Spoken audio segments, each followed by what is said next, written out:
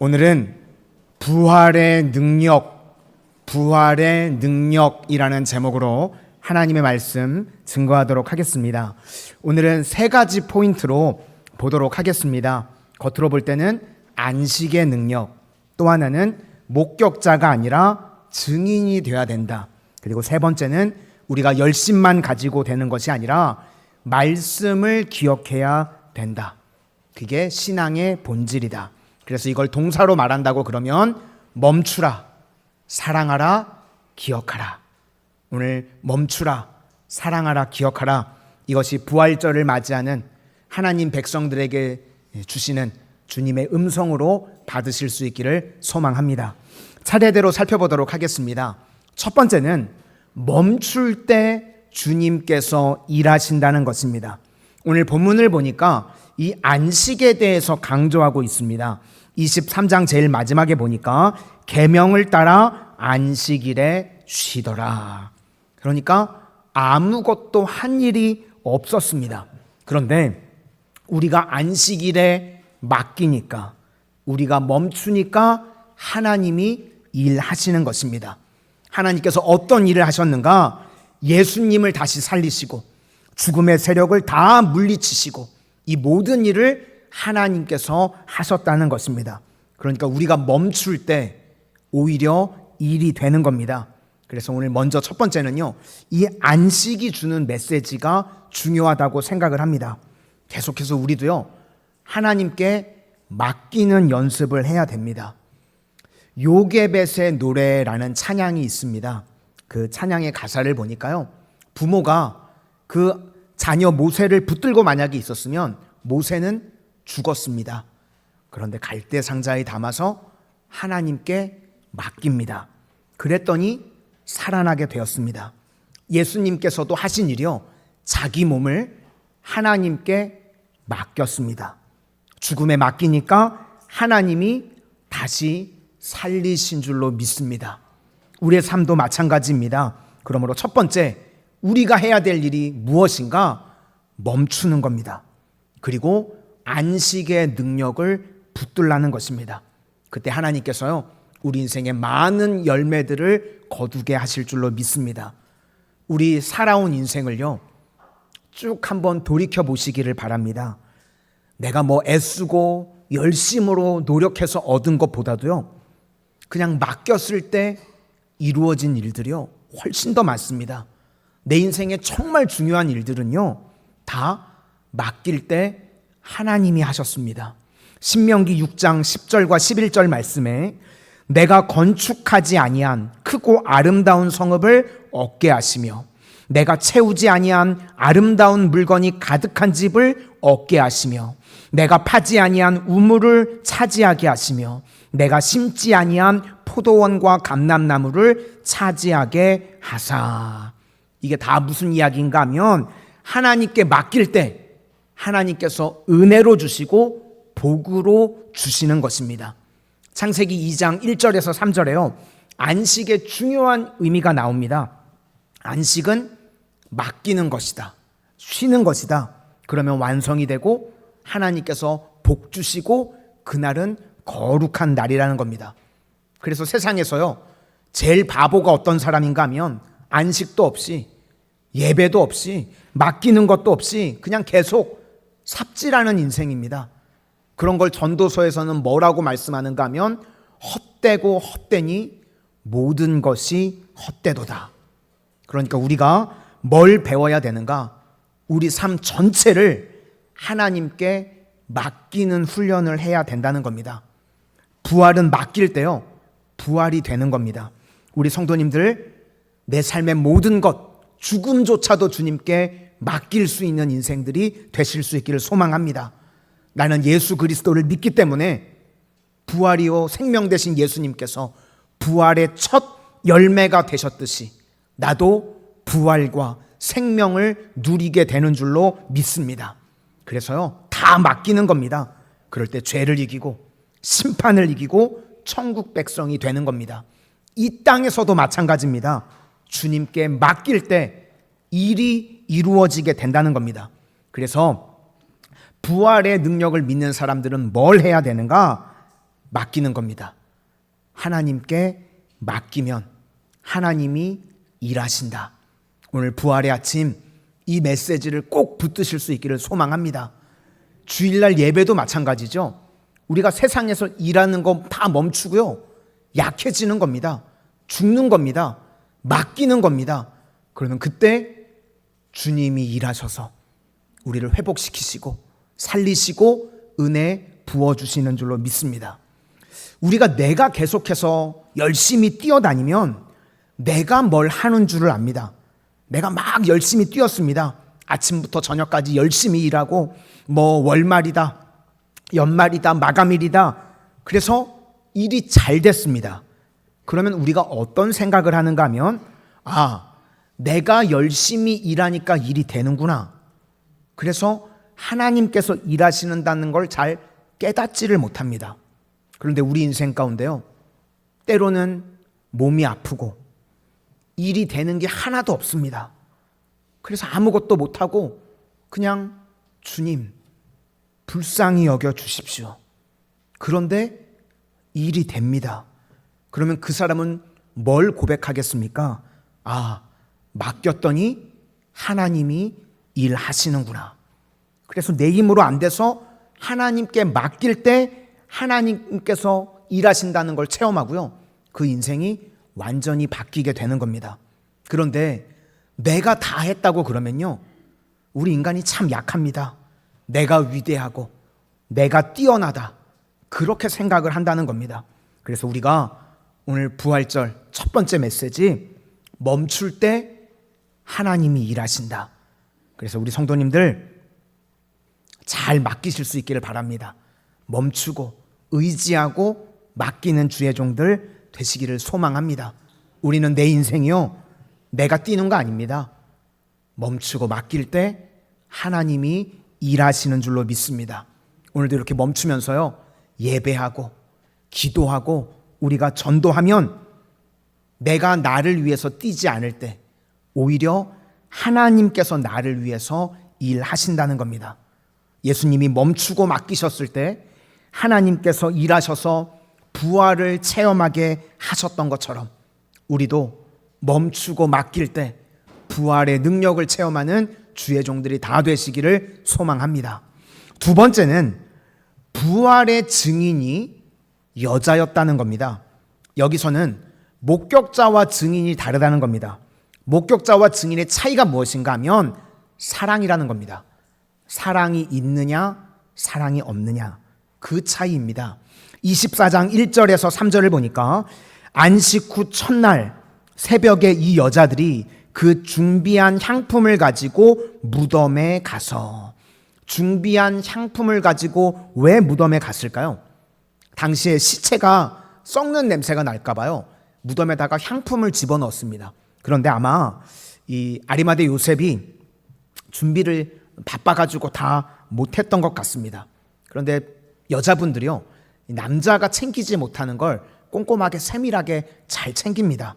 그래서 아마 여자들이 준비한 향품을 가지고 예수님 무덤에 갔던 것 같습니다. 그랬더니 무덤에 돌이 굴려져 있고 안에 들어가 보니까 시체가 없습니다. 그래서 여인들이 놀랐다는 겁니다. 여기서 중요한 것은요, 예수님의 부활의 첫 증인이 여자들이었다는 겁니다. 예수님의 부활의 증인이 제자들도 아니었고 예수님의 가족들도 아니었고 여자들이었습니다. 그런데 당시의 여자들은요, 증거 능력이 없었습니다. 법적 효력 능력이 여자들은 없었습니다. 예수님과 동시대에 이 사학자 중에 요세푸스라는 사람이 있습니다. 요세푸스가 뭐라고 설명을 했는가 하면, 여자들의 말은 믿지 마라. 제가 한 말 아닙니다. 저 쳐다보지 마시고, 요세푸스가 한 말이에요. 제가 아니라. 여자들의 말은 믿지 마라. 첫째, 그들은 꾸며서 말을 잘한다. 두 번째, 여자들은 불리한 걸 빼고 말한다. 세 번째, 여자들은 눈물을 흘리면서 거짓말을 할 수 있는 능력이 있다. 요세푸스가 한 말이 제가 아니라. 남자들은요, 눈물 흘리면서 거짓말 못합니다. 눈물 흘리면서 거짓말할 수 있는 남자분들 계신가요? 남자들은요, 이거 죽었다 깨어나도 안 됩니다. 쇼가 안 돼요. 그런데 여자들은 그런 능력이 있습니다. 눈물 흘리면서 거짓말을 할 수 있대요. 그래서 예수님 당시에는요, 여자들은 법적 효력이 없었습니다. 당시 문화가 그렇다 그러면 부활의 첫 번째 증인을 우리 성도님들 같으면 누굴 세우겠습니까?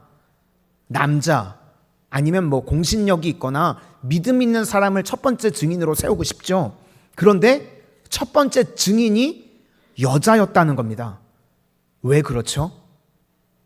이게 사실이니까, 팩트니까. 첫 번째 부활의 목격자가 여자였다는 겁니다. 그리고 또 하나는요, 사랑했기 때문입니다. 10절을 보니까 이 여자들은 막달라 마리아와 요한나와 야고보의 모친 마리아라, 또 그들과 함께한 다른 여자들도 이것을 사도들에게 알리니라. 누가복음 8장 2절을 보시면 이 여자들의 면면이 나옵니다. 악귀를 쫓아내심과 병 고침을 받은 어떤 여자들, 곧 7 귀신이 나간 자 막달라인이라 하는 마리아. 이 마리아의 이름의 뜻은요, 마라 다 아시죠? 쓰다는 뜻입니다. 그러니까 당시의 마리아는요, 그냥 제일 천한 이름이었습니다. 옛날에는 남아선호 사상이 강해서 여자가 태어나면 쓰다 그래서 마리아라고 그냥 이름을 불렀습니다. 뭐 우리식으로 하면 예전에 뭐 끝순이, 또순이, 또 딸이냐, 또순이, 뭐 이런 식으로 막 이름들 지으셨죠. 제가 예전에 사역했던 교회에 속장님 중에 한 분, 제가 이름 제일 잊혀지지 않고 기억나는 분이 있는데 이름이 분노, 이 분노 권사님 계셨습니다. 정말 온유한 분인데 이름은 분노였어요. 딸 낳아서 아빠가 화난다고 분노라고 지었던 것 같아요. 당시에는요, 이름 개명도 안 됐습니다. 그죠? 그래서 이분노 권사님 계셨어요. 지금 똑같은 겁니다. 화난다고 지은 이름이 마리아입니다. 성경에 마리아가 많죠. 마리아라고 하는 여자가. 그러니까 이름 대충 지은 겁니다. 그냥. 막달라 지역의 마리아. 7 귀신이 들렸던 여인인데 예수님이 고쳐주셨습니다. 잊지를 못하는 겁니다. 그래서 예수님을 사랑하기 시작했습니다. 십자가도 따라가고, 예수님이 죽었으면 끝난 건데 죽어서 무덤에까지도 예수님을 따라갑니다. 끝까지 충성을 다했다는 겁니다. 그래서 여자들이 예수님 부활의 첫 번째 증인이 된 이유가 무엇인가? 사랑했기 때문입니다. 숨길 수 없는 거 3가지가 있다고 그러죠. 감기, 숨길 수 없고, 가난, 숨길 수 없고, 그리고 우리가요, 사랑하면 숨길 수가 없습니다. 예수님을 사랑해서 끝까지, 그 시체까지도 나아갔다는 겁니다. 우리가 예수님의 부활을 봤다. 똑같은 사랑인데, 똑같은 상황인데 사랑이 있고 없고에 따라서 달라집니다. 그냥 보기만 한 걸 목격자라고 그러고요. 그런데 사랑이 있으면 증인이라고 그럽니다. 우리가 법정에 가서 증인으로 서는 일들이 있죠. 이거 힘든 일입니다. 처음에 가면 뭐 선서부터 한다고 그러죠. 증인으로 선서합니다. 사실이 아니면 위증으로서 뭐 처벌을 받겠습니다. 그래서 증인 서는 사람들은요, 잘해야 본전입니다. 정직하게 이야기해야 되는데 혹시라도 뭐 실수하거나 그렇게 되면 위증죄가 될 수도 있습니다. 그래서 잘해야 본전입니다. 예를 들어서 교통사고가 난 걸 목격했습니다. 한 10명 정도가 봤습니다. 그런데 증인을 서달라고 하면요, 잘 안 서준다고 합니다. 일부러 시간도 내야 되고 상대방이 시비를 걸거나 해코지를 할 수도 있고, 그래서 증인으로 서는 거 이거 귀찮아서 안 한답니다. 그런데 누가 증인이 되는가? 정의를 사랑하든지 그 사람을 사랑하면 증인이 됩니다. 그래서 여자들은요, 부활의 첫 번째 증인이라고 그럽니다. 증인 속에 뭐가 있는가? 사랑이 있는 겁니다.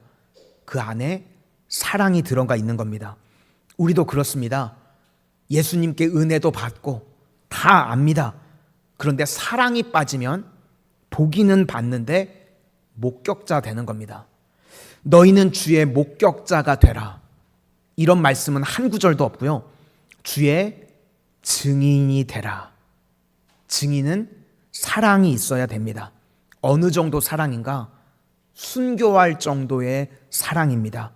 그래서 증인과 순교자는 동의어입니다. 저는 우리 모든 성도님들이요, 주님을 사랑하는 축복이 임하게 되시기를 소망합니다.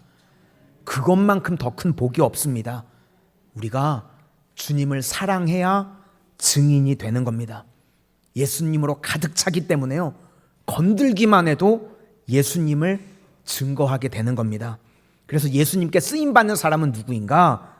사랑하는 사람입니다. 사랑하는 사람, 주님께서요, 이제는 더 큰 걸 맡기시고 더 큰 것들을 보여주십니다. 너는 내게 부르짖으라. 내가 내게 응답하겠고 크고 은밀한 일을 내게 보이리라. 크고 은밀한 일, 더 큰 일들을 맡기시고 보여주신다는 겁니다. 사랑하는 사람에게 일을 맡기시고요, 사랑하는 사람에게 보여주시고 사랑하는 사람에게 부어주시는 겁니다.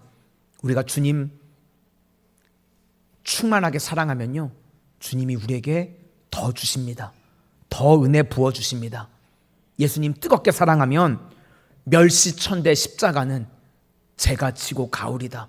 그러면서요, 어디든 갑니다. 우리가 상태가 제일 좋을 때가 언제인가?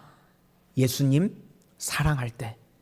부활의 예수님이 배신했었던 베드로에게 오셔서도요, 다른 거 묻지 않으셨죠?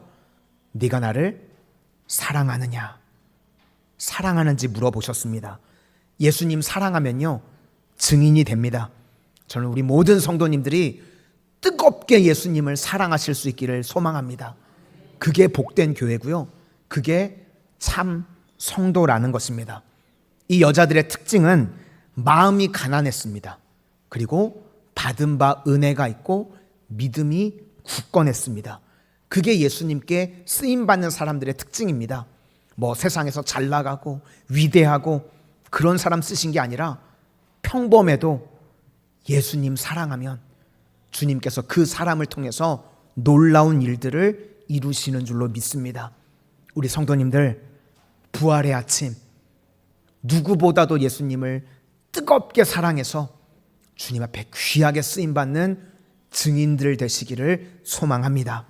마지막 세 번째는 말씀을 기억하라는 것입니다. 여기 시신이 사라진다고 그러니까 근심하고 그랬더니 4절부터 6절까지를 보니까 근심할 때에 문득 찬란한 옷을 입은 두 사람의 곁에 섰는지라. 천사들이죠. 여자들이 두려워 얼굴을 땅에 대니 두 사람이 이르되 어찌하여 살아있는 자를 죽은 자 가운데서 찾느냐? 여기 계시지 않고 살아나셨느니라. 갈릴리에 계실 때에 너희에게 어떻게 말씀하셨는지를 기억하라. 뭘 기억해야 되는가 하면 말씀을 기억해야 된다는 겁니다. 우리는 많은 순간 열심으로 뭐가 다 되는 줄 압니다. 그런데 열심으로 되는 게 아니라 우리가 중요한 것이 무엇인가 하면 말씀을 기억해야 된다는 겁니다. 말씀을 기억해야 부활의 온전한 능력이 무엇인지 알게 된다는 겁니다. 예수님이 십자가 지신다고 말씀하셨습니다. 그리고 부활하신다고 말씀하셨습니다. 그 말씀을 기억하는 사람이 부활의 증인이 되고 예수님께 쓰임받는 종이 된다는 겁니다. 예수님이 부활하셔서요, 우리의 죄의 문제로부터 우리를 자유롭게 하시고 우리의 죽음의 문제로부터 우리를 자유롭게 하시고 심판의 문제로부터 우리를 자유롭게 하셨다. 그걸 기억하라는 겁니다. 6절 마지막에 어떻게 말씀하셨는지를 기억하라. 그랬더니 7절과 8절에 이르시기를 인자가 죄인의 손에 넘겨져 십자가에 못 박히고 제3일에 다시 살아나야 하리라 하셨느니라 한데 그들이 예수의 말씀을 기억하고, 그러니까 우리가 죽어라 해야 될 일이 무엇인가 하면 말씀을 기억하는 겁니다. 믿는 거는요, 내 열심이 아니라 말씀을 기억하는 겁니다. 제가 목회를 하면서 보니까요, 이단에 빠지는 사람들의 특징이 있는데 말씀을 기억을 못하는 사람들입니다. 말씀을 우리가 기억을 못하면요, 교회에 열심히 다니다가도 이 이단들이요, 이 낚는 미끼 같은 메시지들이 있습니다. 이단 책 중에 보니까 교회 다니다가 지옥에 간 사람, 이런 책이 있습니다. 그러면 우리가 무슨 느낌이 드냐면 무섭기도 하고 솔깃하죠. 교회 다니다가 지옥에 간 사람, 이거 나 아니야? 뭐 이런 생각도 듭니다. 이게 왜 그런가 하면 죄책감이 있기 때문에 그렇습니다. 죄책감이 왜 생기는가? 하나님의 말씀에 대한 기억이 없기 때문에 그렇다는 겁니다. 예수의 보혈의 피로 말미암아 우리의 죄가 다 씻겨진 줄로 믿습니다. 이미 예수님이 십자가의 죽으심으로요, 우리가 죄사함을 얻은 겁니다. 그래서 회개하기만 하면 우리의 죄를 용서해 주시고, 그리고 우리에게 성령을 부어주시고, 이제 이 땅을 살아가는 동안 사명을 주십니다.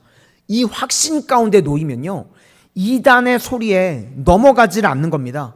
그런데 이단들이 이런 비슷한 소리 하는 이야기에 흔들흔들 하는 사람들이 있습니다. 뭘 못하는가? 말씀을 기억을 못하는 겁니다. 내 삶 가운데 다가오신 하나님의 말씀이 있어야 된다는 겁니다. 십자가는요, 우리의 죄를 씻으시고 부활하셔서 모든 사망의 권세를 깨트리신 줄로 믿습니다. 그래서 우리 지금 죽어도요, 죽음으로 끝나지 않습니다. 영원한 천국에 들어가게 되는 줄로 믿습니다. 그 다음에 성령께서 오셔서 이 땅 가운데 우리의 삶을 조명하시고 인도해 주시고, 이 모든 것들을 기억해야 된다. 그래서 우리가 말씀의 신앙을 가질 때에만 능력 있게 쓰임받을 수 있다는 겁니다. 요한복음 20장에 보시면 부활의 예수님이 다시 오셔서 이제 고기 잡으러 간다고 하는 제자들에게 나타나셔서 요한복음 20장 21절과 22절에 부활의 예수님을 체험할 때 나타나는 현상 세 가지를 말씀하십니다. 첫 번째는 평강이 있을지어다. 두 번째는 내가 너희를 보내노라, 파송이고, 세 번째는 숨을 내쉬며 이르시되 성령을 받으라.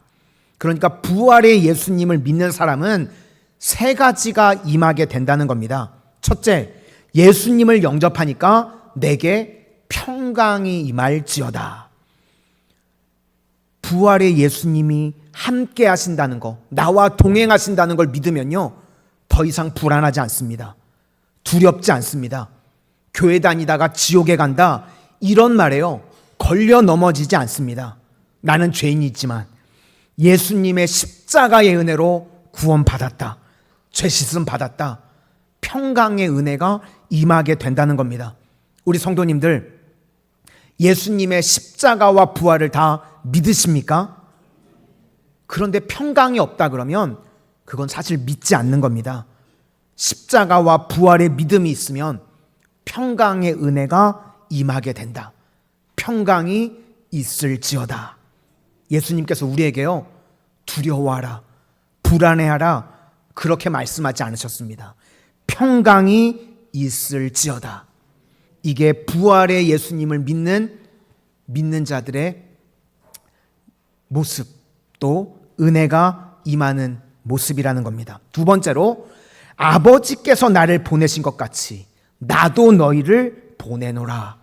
이제는 파송입니다. 이사야 6장에도 누가 우리를 위하여 갈고 하시니 그때에 내가 이르되 내가 여기 있나이다, 나를 보내소서.